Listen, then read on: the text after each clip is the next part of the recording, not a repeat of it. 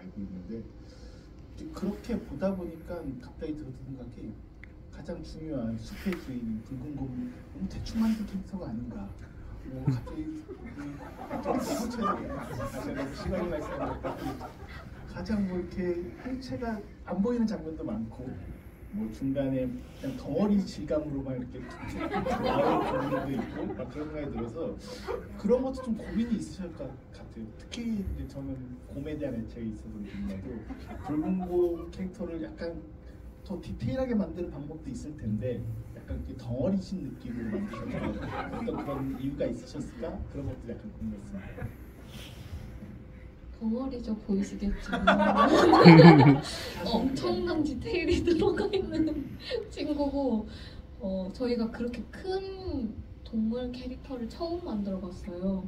그래서 그 안에 있는 내부 구조나 그리고 눈에 불이 들어와야 돼서 그 이제 내부를 이렇게 연결하는 장기처럼 전구를 또 연결도 하고 그 전구로 표현하신 거예요? 컴퓨터 CG가 아니라? 네네 실제로 이제 약간 엉덩이 쪽으로 이렇게 줄이 나오는 그런 모습. 제가 사과하겠습니다. 제가 이렇게 전기장치였는지 몰랐습니다.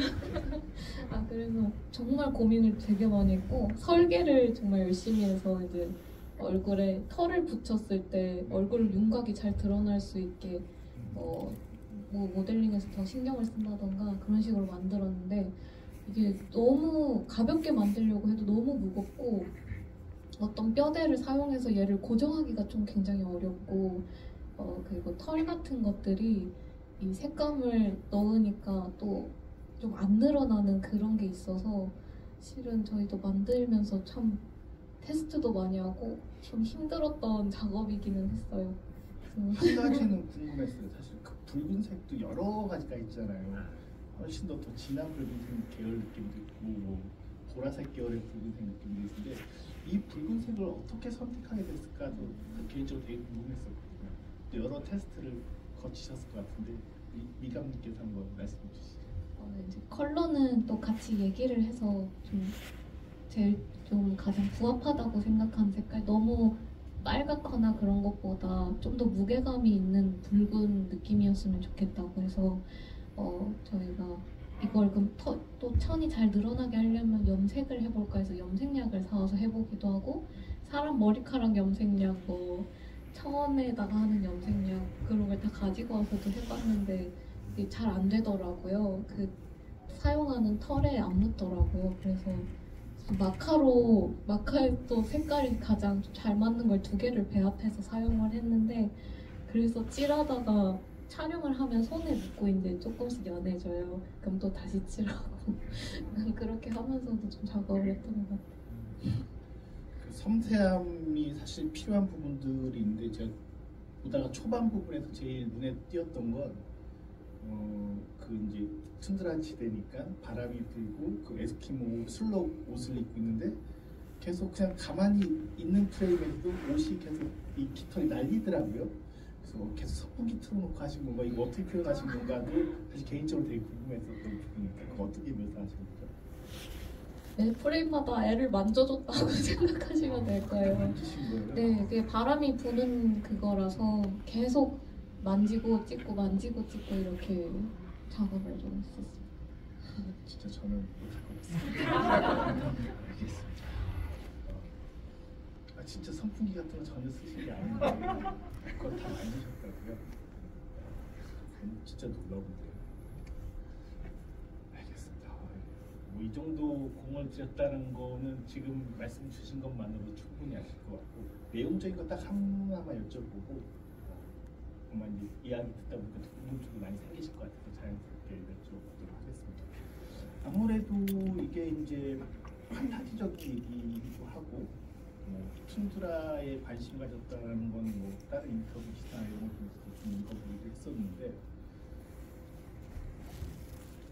그럼에도 불구하고 되게 좀 낯설었을 것 같거든요. 왜냐면 특히 에스키모도 여러 지역들의 에스키모, 알래스카 지역도 있고 그럴 텐데 여기는 러시아 지역과 연결돼 블라디미르라고 하는 인물이 있는 것처럼 그들이 그 다가오거나 이 땅을 침략하려고 하는 뭐 그런 상황들의 설정 같은 것들도 있는데 굳이 이쪽 지역의 에스키모를 선택했던 건 그 참고하셨던 다큐멘터리 때문인가요? 아니면 뭐 다른 어떤 역사적인 것도 뭐 전쟁에 대한 이런 어떤 의미도 좀 깔아 보시려고 시도했던 건가 라는 것이 좀 내용적으로 되게 궁금했었습니다.